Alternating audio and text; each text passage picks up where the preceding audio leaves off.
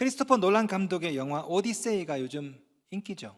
참 재밌습니다. 한번 보십시오. 오디세이 얼마나 재밌는지. 집에서 키우던 오디가 말을 한대요. 오디세이. 어렵댔잖아요. 제 설교가 어려워요. 시작부터 어렵죠. 예. 그 오디세이 영화를 보면 제우스의 법이 나옵니다. 제우스의 법. 제우스의 법을 어겼다, 제우스 법의 시대는 끝났다, 이런 표현이 자주 나와요. 이 당시 그리스는요, 도시국가들의 연합체죠. 도시국가와 도시국가 사이를 넘어갈 때 이 나그네들, 무역이라든지 외교라든지 올림픽 때문에 도시와 도시 사이를 돌아다니는 이 나그네들은 보호를 받지 못하죠. 그래서 그리스 도시국가들은요, 최고의 신인 제우스를 빌어서 제우스 법이라는 걸 만들었습니다. 나그네 환대법이에요. 다시 말해서 나그네가 우리 도시에 들어왔어, 우리 성에 들어오더라도 잠자리를 제공하고 또 음식을 줘야 된다. 이게 이제 제우스의 법입니다. 오디세이는 이 제우스 법이 무너진 시대의 서사를 다루고 있어요. 자, 이처럼 나라마다 문화마다 종교마다 다 저마다 어떤 골든 룰, 황금률이 있죠. 계명이 있고 율법이 있어요. 예를 들어서 유교는 삼강오륜이 있습니다. 이슬람교는 5 pillars, 5개의 기둥이 있죠. 불교는 5개가 있습니다. 그죠? 자, 우리 기독교는요, 구약에 나오는 십계명이 있죠. 자, 신약에는 뭐가 있습니까? 팔복이 있습니다. 자, 팔복은 일종의 신약의 십계명이라고 할 수가 있어요. 자, 구약의 십계명은 모세가 12지파를 다 데리고 시내산에 올라가서 하나님께 받은 게 십계명이죠. 자, 우리 주님은 모세하고 비슷하게 무리들과 12제자를 데리고 산으로 올라가서 거기서 말씀하십니다. 5장 1절, 예수께서 무리를 보시고 산에 올라가 앉으시니, 산에 올라가 앉으셔서 새로운 계명을 주는데 그게 뭐다? 그게 바로 팔복이라는 거죠. 팔복. 자, 여러분, 십계명을 요약하면 하나님 사랑, 이웃 사랑입니다. 팔복도 요약하면 뭐가 나옵니까? 하나님 사랑, 이웃 사랑이죠. 차이점이 있다면 십계명은 땅에 관한 윤리, 팔복은 하늘에 관한 윤리입니다. 십계명은 어겼을 때 받는 벌을 강조하죠. 팔복은요, 지켰을 때 받는 복을 강조합니다. 십계명은 의무라면 팔복은 축복이죠. 십계명이 윤리라면 팔복은 성품입니다. 우리는 이 세상에서 십계명을 지키며 삽니다. 그러나 천국을 향해 가는 성도는 팔복을 누리며 살죠. 성도 여러분, 이 세상에서 십계명을 잘 지키며 살다가 저 천상에서 팔복을 누리며 사시기를 주님의 이름으로 축원합니다. 자, 그런데 여기서 문제가 하나 있어요. 문제가, 이 마태복음 5장에 나오는 이 지복, 복 중의 복, beatitude, 이 지복이 우리가 흔히 팔복이라고 알고 있는데요, 이 문제는요, 이 마태복음 5장 3절에서 11절을 가만히 보면 복이 있나니, 마카리오이, 이 복이 있나니라는 말이 총 9번 나온다는 거예요. 팔복이에요, 구복이에요? 구복이 맞죠? 물론 전통적으로는 팔복으로 분류합니다. 왜냐하면 10절과 11절이 되게 비슷하잖아요. 의를 위하여 박해를 받은 자, 나로 말미암아 박해를 받은 자. 그래서 10절, 11절을 묶어가지고 하나로 처리했어. 그런데 가만히 보면요, 10절과 11절이 굉장히 달라요. 그럼에도 불구하고 로마 가톨릭이 팔복이라고 말하면서 우리 개신교도 아무런 의심 없이 팔복 이렇게 말했단 말이야. 근데 보면 10절과 11절이 비슷한데 달라요. 내용도 다르고 결과도 다르고 문체도 다르고. 그래서 학자들은요, 이 복을 8가지 복, 팔복이 아니라 9가지 복, 구복이래야 맞다라고 주장하는 학자들이 있어요. 여러분, 자, 이것은요, 성령의 9가지 열매랑 연결시켜 보면 알 수가 있습니다. 여러분, 성령의 열매가 몇 가지입니까? 9가지죠. 사희, 화오, 자양충, 온절, 사랑, 희락, 화평, 오래 참음, 자비, 양성, 충성, 온유, 절제. 9개죠, 9개. 자, 이 지복, beatitude, 예수님이 말씀하신 복 중의 복도 9개입니다. 심의, 온의, 극마, 화의, 오늘 본문 나, 이 9개라고. 저는 그래서 이것을 구복과 구실로 표현하고 싶어요. 다시 말하면 9가지 복, 구복, 9가지 열매, 구실. 자, 십계명과 이 팔복 구복이 서로 관련이 있듯이 이 팔복 구복과 성령의 9가지 열매도 관계가 굉장히 깊어요. 자, 보세요. 이 구복이 원인이라면 구실, 성령의 9가지 열매 구실은요 결과입니다. 자, 구복이 내면의 성품이라면 성령의 9가지 열매 구실은요 외면으로 드러나는 인간관계를 말하는 거예요. 자, 구복은 인간의 노력만으로 완성되지 않습니다. 내 안에 내주하시는 성령께서 나를 감동시키고 인도하셔서 자연스럽게 드러나는 열매가 그게 뭐다? 이게 성령의 9가지 열매라고. 다시 말해서 성령을 통한 9가지 복의 결과물이 성령의 9가지 열매다. 자, 예를 들어 보겠습니다. 자, 여러분이 팔복에 나오는 온유하려고 노력합니다. 온유해야지. 그런데 이게 여러분 혼자만의 힘으로 됩니까? 안 돼요. 근데 그때 성령의 역사하면 내가 못하는 온유가 되어진다고. 그게 성령의 9가지 열매 중에 온유의 열매라고요. 자, 예를 들어서요, 우리 팔복에 보시면 궁율에 관한 말씀이 있죠. 궁율이 여긴 자는 복이 있나니. 여러분, 사람을 보면 불쌍히 여겨야 돼. 노력만으로 한계가 있어요. 성령께서 도와주셔. 성령께서 도와주시면은 궁율함이 생긴다고. 저 인간은 도대체 내가 궁율이 안 나오네. 아, 이제 열받네 저 친구. 그런데 새벽에 기도하다 보니까 성령 역사에서 어느 날 그 친구를 딱 보니까 아이고 자도 불쌍하다. 그래서 나타난 열매가 뭐다? 이게 자비라고. 궁율은 내가 아는 거예요. 성령 역사하면 그 결과물로 열매가 나타나는 게 성령의 열매 자비라고. 구복이 원인이라면 구실은 열매죠. 자, 보세요. 하나님 나라 성품인 구복이 성령님의 도움으로 9가지 열매로 맺혀지고 나타나는 거죠. 그래서 구복, 구실인 겁니다. 자, 그렇다면 이 구복의 마지막 복, 9번째 복은 도대체 뭘까요? 자, 11절 말씀, 오늘의 요절입니다. 우리 함께 읽겠습니다. 시작. 나로 말미암아 너희를 욕하고 박해하고 거짓으로 너희를 거슬러 모든 악한 말을 할 때에는 너희에게 복이 있나니. 자, 이 9번째 복이 뭡니까? 나로 말미암아, 예수로 말미암아 받는 고난. 이게 9번째 복이죠. 물론 이 복은요 8번째 복, 팔복과 비슷하죠. 그런데 이 9번째 복은요 팔복과 여러모로 달라. 굉장히 달라. 오늘 제가 이 부분을 좀 여러분께 보여드리겠습니다. 일단 내용이 좀 달라요. 어떻게? 자, 10절은요 의를 위해 박해를 받은 것인데 11절은요 예수 때문에 생긴 3가지 고난, 욕, 박해, 악담, 이걸 말하는 거죠. 좀 더 구체적입니다. 거기다가 결과적으로 주어지는 복의 내용도 달라요. 자, 보세요. 10절 봅시다. 10절. 10절은요 천국이 그들의 것임이라 됐죠. 주어지는 게 뭡니까? 천국이에요. 근데 12절은 뭡니까? 12절은 하늘에서 너희의 상이 큼이라 됐죠. 상입니다. 팔복은 의로 인해서 박해받아. 그러면 뭘 줘요? 천국. 구복, 예수를 말미암아 박해를 받아. 뭘 줘요? 상을 준다니까. 자, 보세요. 가장 다른 점은 뭐냐면 인칭입니다. 인칭. 3절에서 10절까지는요 다 팔복의 대상이 다 3인칭 복수입니다. 도주후 3인칭 복수라고. 자, 5장 3절 보겠습니다. 심령이 가난한 자는 복이 있나니. 심령이 가난한 자죠. 심령이 가난한 자들 3인칭 복수라고. 4절 보세요. 애통하는 자는 복이 있나니. 3인칭 복수죠. 애통하는 자들. 자, 10절 보세요. 의를 위하여 박해를 받은 자는 복이 있나니. 3인칭 복수, 의를 위하여 박해를 받은 자들. 그런데 11절부터는 3인칭 2인칭으로 바뀝니다. 11절 너희에게 복이 있나니. 너희죠. 자, 13절 너희는 세상의 소금이니. 2인칭이죠. 14절 너희는 세상의 빛이라. 2인칭이죠. 질문, 왜 3인칭을 얘기하다가 갑자기 9번째 복에는 너희라고 말할까요? 이 너희는 누굴까요? 제자들이죠. 제자들. 9번째 복, 구복은요 제자들에게 따로 주신 말씀이라고. 사실 이 말씀을 할 때 지금 예수님의 설교를 듣고 있는 사람 무리는요 무리와 제자들입니다. 말씀 보겠습니다. 5장 1절. 예수께서 무리를 보시고 산에 올라가 앉으시니 제자들이 나온지라 돼 있죠.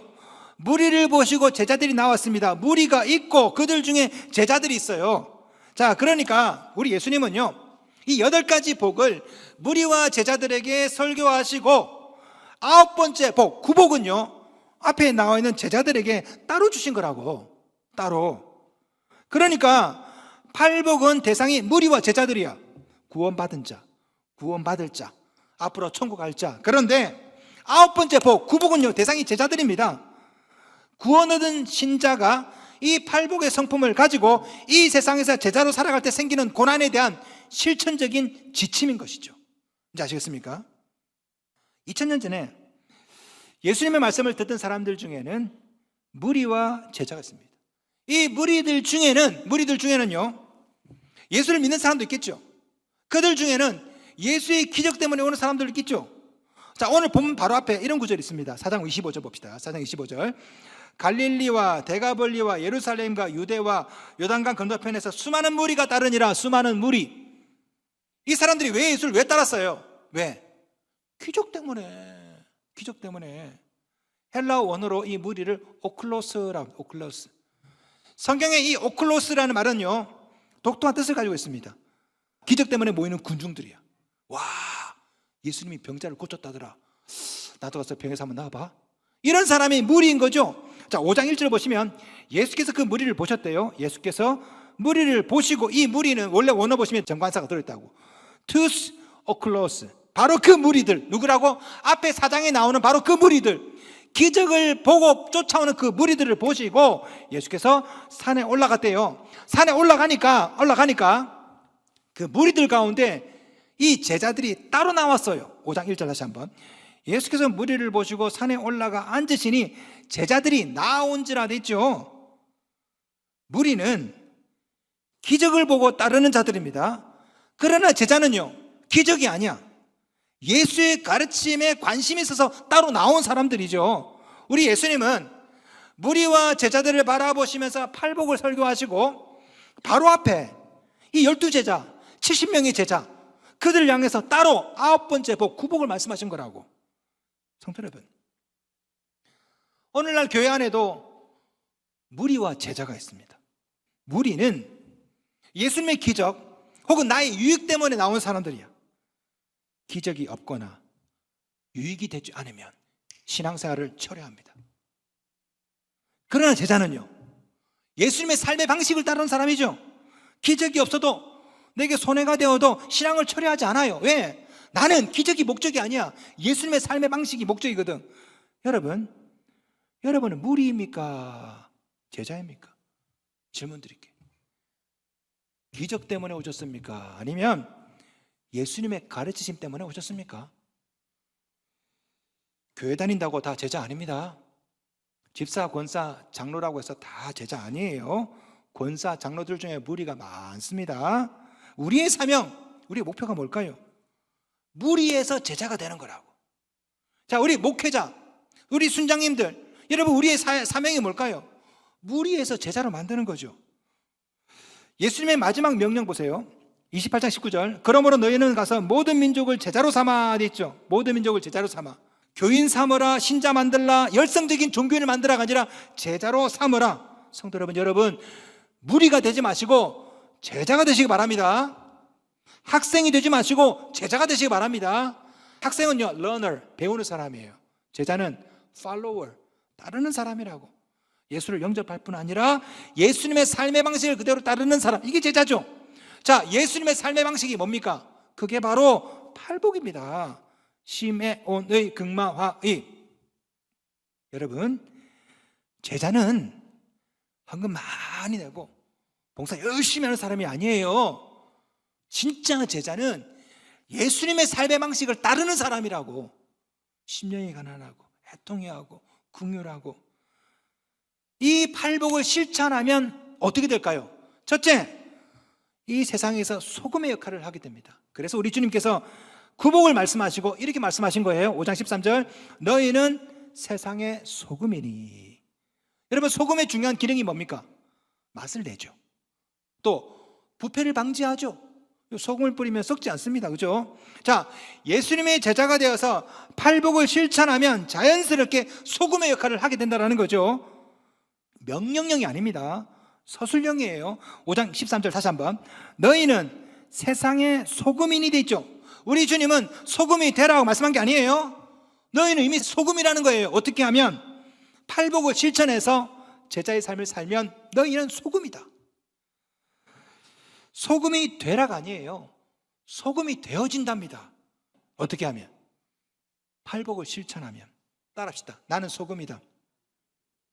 여러분 소금이에요? 예. 옆 사람 한번 맛을 한번 찍어서 맛보세요. 소금인지 아닌지. 미끈미끈하죠? 기름 소금장이에요. 예. 머릿속에 있잖아요. 이렇게 한번 털어보시면요, 흰 가루가 나오죠. 그 비듬이 아니에요. 소금이에요. 오늘자로 국 끓일 때 한번 털어보세요. 맛이 안 나면 소금이 아닌 거예요. 예. 성도 여러분, 팔복을 실천하면 자연스럽게 소금의 역할을 하게 됩니다. 둘째, 소금뿐 아니라 이 세상에서 빛의 역할을 하게 되는 거죠. 우리 주님은 이렇게 말씀하십니다. 연달아서 5장 14절, 너희는 세상의 빛이라. 잘 보세요. 빛이 되어라가 아니에요. 세상의 빛이라는 겁니다. 어떻게 하면? 예수님의 제자가 되면, 팔복을 실천하면 자연스럽게 세상의 빛이 된다. 빛의 기능이 뭡니까? 어둠을 물러가게 하는 거죠. 밝히는 겁니다. 그죠? 자, 보세요. 여러분이 예수님의 성품인 팔복을 실천하면 단순하게 부패하지 않는 소금의 기능을 할 뿐 아니라 어둠을 물리치는 빛의 기능을 하게 된다. 따라합시다. 나는 빛이다. 옆에 사람 이마 한번 보세요. 빛이 납니까? 머리가 빠진 게 아니에요. 빛이에서 그런 거. 빛이 납니다. 그죠? 자, 불행히도요. 자, 들어오세요. 너무나 많은 설교자들이 오늘 본문 설교를 잘못하고 있어요. 어떻게 설교하냐? 이렇게 설교해.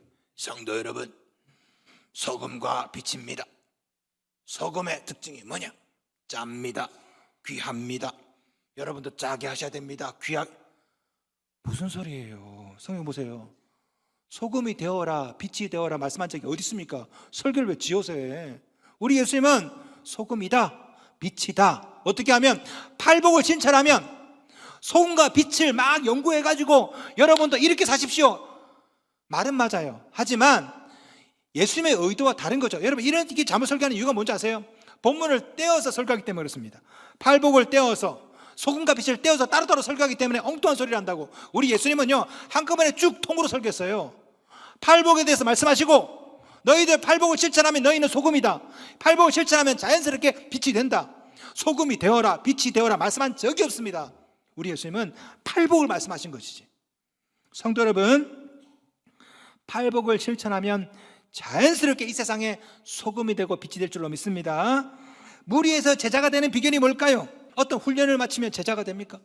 헌금을 일정액 얼마를 하면 제자가 되는 걸까요? 오늘 제가 설교하니까 무리, 제자 얘기하니까 저 목사님 나보고 저 무리라고 하는 건가? 무리하지 마세요. 그게 아니라고요. 제자가 뭐라고 말씀드렸습니까? 제자는 팔로워, 따르는 사람이라고. 예수님의 삶의 방식인 팔복을 실천하는 사람, 그 사람이 제자인 것이죠. 그렇게 하면 자연스럽게 이 세상에서 소금과 빛의 역할을 하게 된다. 이게 예수님의 메시지의 핵심이라고. 여러분, 우리의 목적은 이 세상에서 겨우 총가는 것이 아닙니다. 이 세상에서 당당하게 예수의 성품을 가지고 사는 거죠. 마음이 온유하고 청결하고 애통하고 궁일한 마음을 가지고 그러다 보면 자연스럽게 이 세상에서 소금의 역할, 빛의 역할을 하게 된다. 물론 이게 쉽지가 않죠. 왜냐하면요, 그렇게 예수님의 성품을 가지고 팔복의 삶을 실천하다 보면 박해를 받을 수도 있고 대가를 치를 수도 있거든. 그렇죠? 아니 내가 마음이 온유해. 온유하다 보니까 날마다 직장에서 나만 바보같이 항상 손해를 봐. 그럴 수 있잖아요. 그래서 우리 주님은 9번째 복, 구복을 말씀하신 겁니다. 5장 11절 다시 한번 읽어볼까요? 시작. 나로 말미암아 너희를 욕하고 박해하고 거짓으로 너희를 거슬러 모든 악한 말을 할 때에는 너희에게 복이 있나니. 아멘. 여러분, 이 구복은요, 팔복을 온전히 실천한 자들만 경험할 수 있는 겁니다. 자, 보세요. 이 팔복을 실천해요. 마음이 온유하고 청결하고 긍휼히 여기고 애통하고 하다 보면 고난을 당한다고. 그래서 예수께서 제자들에게 따로 말씀하신 겁니다. 야, 그렇게 고생해도 괜찮아. 복이 있어. 제자로 살다 보면, 팔복을 실천하다 보면 분명히 고난을 받습니다. 이 고난이 여러분으로 하여금 소금과 빛의 역할을 하게 만드는 거예요. 그래서 복되다고 말씀하신 겁니다. 여러분, 소금과 빛의 공통점이 뭡니까? 소금과 빛은요, 자신을 소모해서 어떤 기능을 해요. 자, 예를 들어서 소금은요, 자신을 녹이죠. 녹여서 짜게 만들어. 빛은 자신을 태우죠. 태워서 어둠을 밝혀. 제자가 그래요. 이 제자도 나를 소모해서 소금과 빛이 되는 겁니다. 예수 때문에 욕을 얻어먹고 박해를 당하고 험담을 듣고 이렇게 나를 소모할 때 맛이 나죠. 어둠을 밝히는 빛이 비춰지는 겁니다. 예를 들어서 가정과 직장에서 여러분이 먼저 손해를 봐야 돼요. 그래야 직장에서 맛이 난다고. 아니, 식당에서 한 사람이 삼겹살을 구워야 될 거 아니야. 그래야 나머지가 먹죠. 모든 사람이 먹으려고 하면 삼겹살을 누가 구워요? 내가 구워야 다른 사람이 먹는 거 아니에요. 직장에서도 여러분이 고난을 당하고 손해를 봐야 빛이 나고 맛이 난다고. 가정도 마찬가지죠. 한 사람이 손해를 봐야 돼. 부부가 서로 손해 안 보겠다면 날마다 부부싸움 한다고요.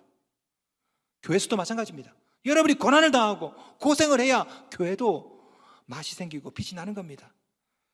여러분 개인 신앙생활도 마찬가지죠. 고난을 당하고 고생을 해야 빛이 나고 맛이 납니다. 제가 몇 년 전에 인천에 있는 한 교회에서 제가 설교를 한 적이 있습니다. 장로님 한 분이 이제 접대를 하는 겁니다. 강사 접대를 하는 거예요. 그 장로님하고 차를 마시면서 장로님 어떤 일 하세요? 그 인천에 있는 그 교회 장로님이 제가 이런 사업을 합니다. 그러세요? 그러면서 그 장로님이 재밌는 이야기를 하나 하더라고요. 목사님, 제가요 교회에서 1시간 정도 떨어진 곳에서 살았거든요.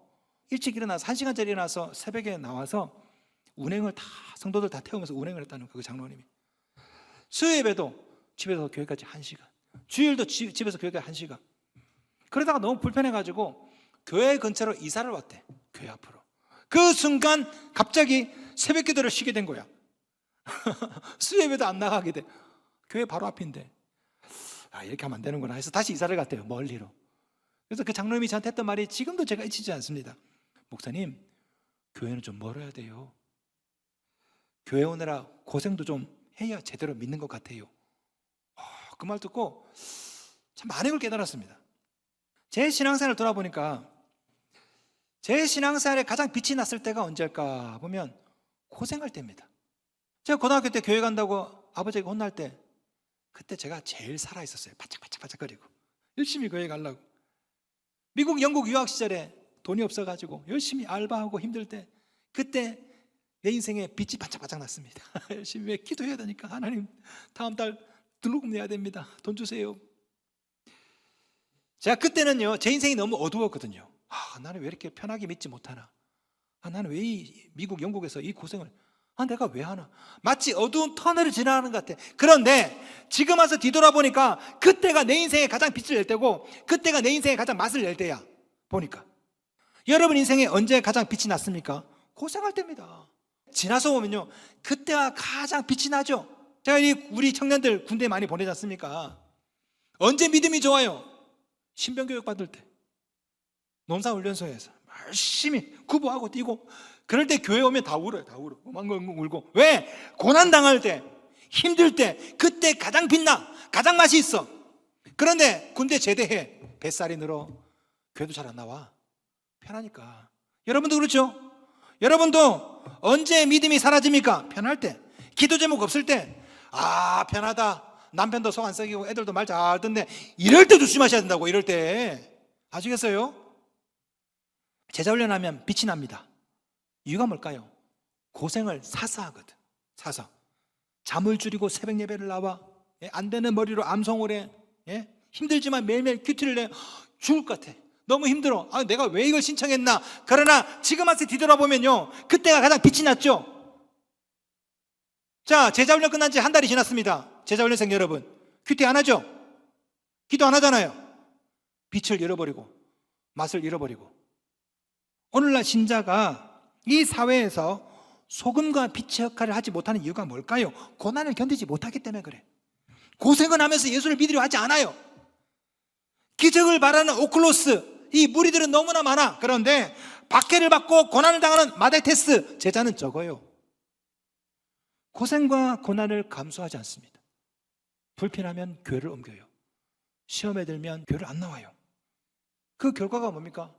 맛을 잃은 소금, 빛을 잃은 등대가 되는 거죠. 누가? 한국교회가. 누가? 내가. 성도 여러분, 여러분은 팔복에만 만족하지 마시고 구복을 사모하십시오. 이 구복은요, 예수 때문에 고난을 당할 때, 박해를 당하고 억울한 수모를 당하고 자존심이 상하는 일이 막 생기고, 그렇더라도 기꺼이 고난을 감수할 때 그때 제자가 되는 겁니다. 그래야 소금과 빛이 되는 거예요. 그런 자에게 주어지는 것이 바로 구복인 것입니다. 성도 여러분, 그러므로 고난이 있다, 어려움이 있다, 고생이 있다, 그럴 때 여러분이 할 일은요, 시험에 드는 것이 아닙니다. 잠수 타는 것이 아니에요. 기뻐하고 즐거워하는 것입니다. 5장 12절, 기뻐하고 즐거워하라. 원어는요, 팔짝팔짝 뛰라 이 뜻입니다. 눈 덮인 산을 정복했을 때 그때의 기분이래요. 시험에 들지 말고 기뻐하고 펄쩍펄쩍 뛰면서 즐거워하라. 이유가 뭡니까? 하늘에서 받을 상이 크기 때문에. 5장 12절, 하늘에서 너희의 상이 큼이라. 그냥 상이 아니에요. 큰 상이랍니다. 여러분, 천국은 믿음으로 갑니다. 그러나 상은 행함으로 받는 거죠. 고난이 크고 수고가 크면 클수록 상도 커집니다. 그러니 기뻐해야 되죠. 저는 여러분 모두가 이 9번째 복을 경험했으면 참 좋겠습니다.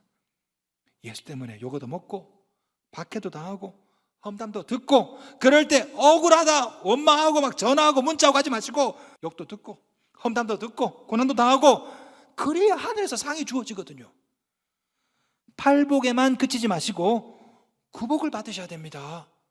9번째 복, 구복은요, 예수 때문에 고생한 자, 고난을 당하는 자만 받을 수 있는 겁니다. 그러면 이 세상에는 소금과 빛, 천국에서는 상이 주어지는 것입니다. 할렐루야.